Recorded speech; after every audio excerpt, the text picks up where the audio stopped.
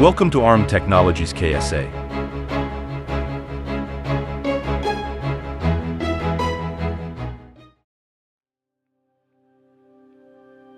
SLC 500 PLC is a modular controller widely used for various industrial automation applications.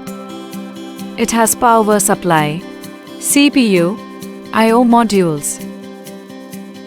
Power supply provides the necessary electrical power to the modules.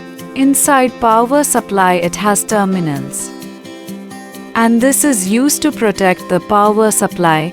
When it has some circuit or overcurrent, it will cut diffuse for protection. Next is CPU.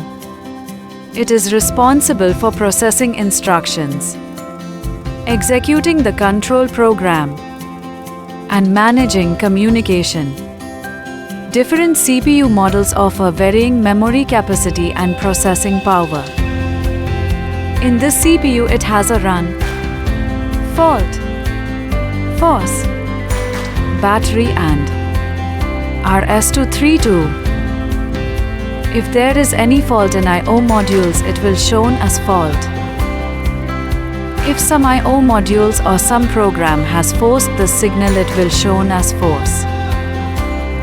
When the power supply is turned off, the battery inside will work and support to the RAM of the CPU to protect from the program loss. RS232 means communication between computer and PLC. In this CPU, it has a 3 modes: run, remote, and program. When CPU is in run mode, we cannot download the program from computer to PLC. We can start the CPU through the software in remote mode. We can upload program and control it from the software in program mode. Next, we are going to see about input and output modules.